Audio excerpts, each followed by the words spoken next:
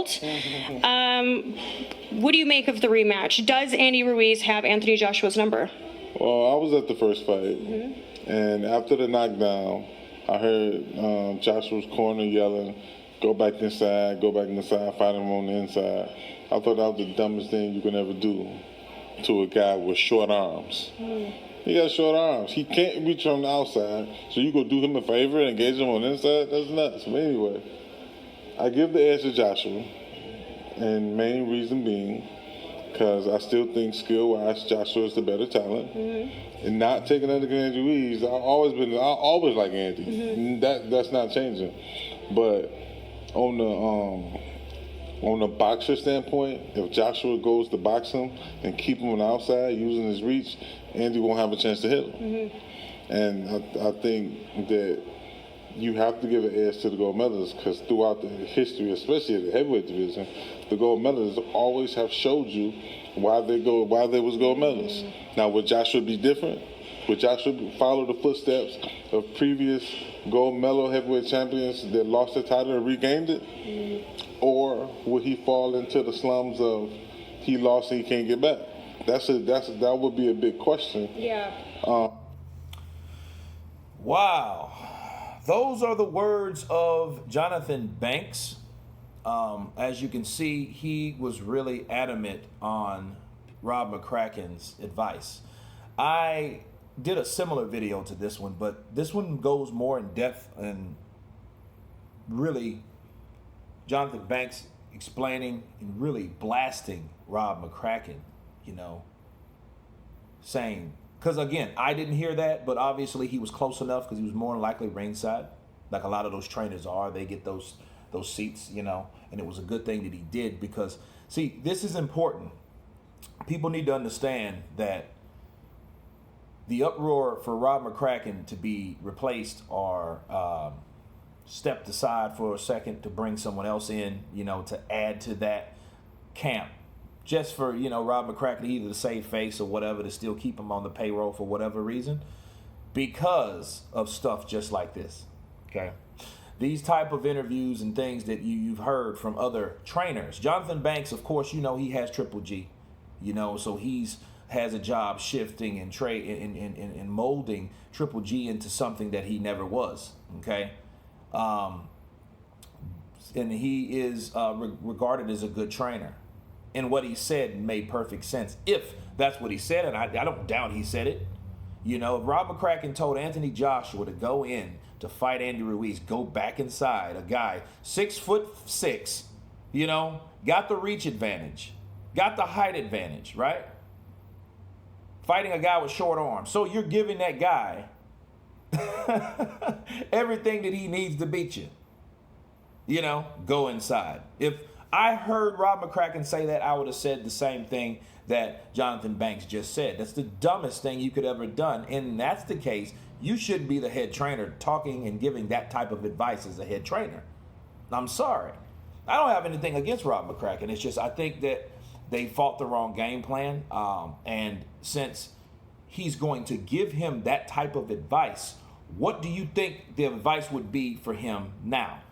Oh, we need to tweak this and tweak that, and, But then maybe your thing is,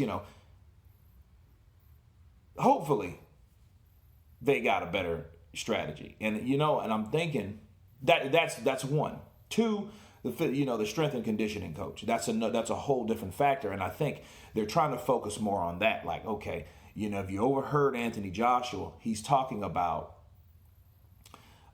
fighting 12 rounds. So that's his way of, telling people, well, I'm really focusing on my stamina and endurance to get through the, a 12-round fight.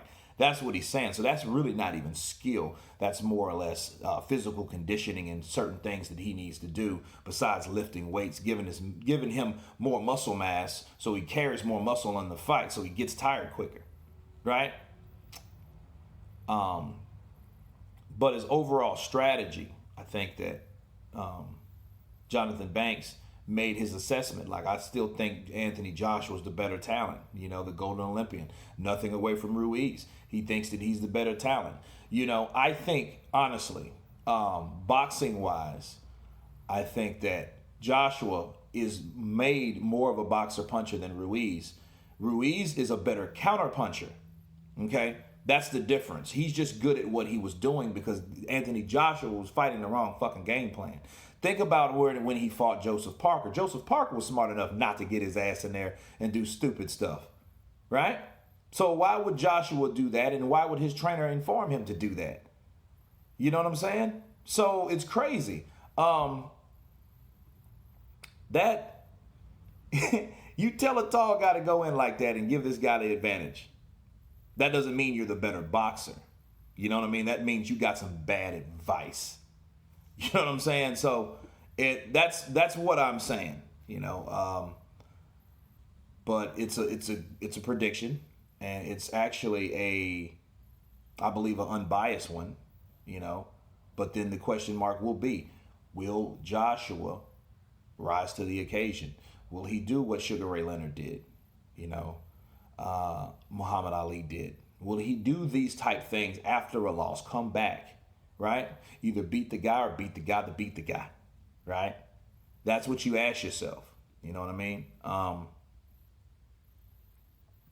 But as far as boxing ability, I think Andy Ruiz is a good boxer, but I think he's a better counter puncher in what he does and what he can do when he is in position to.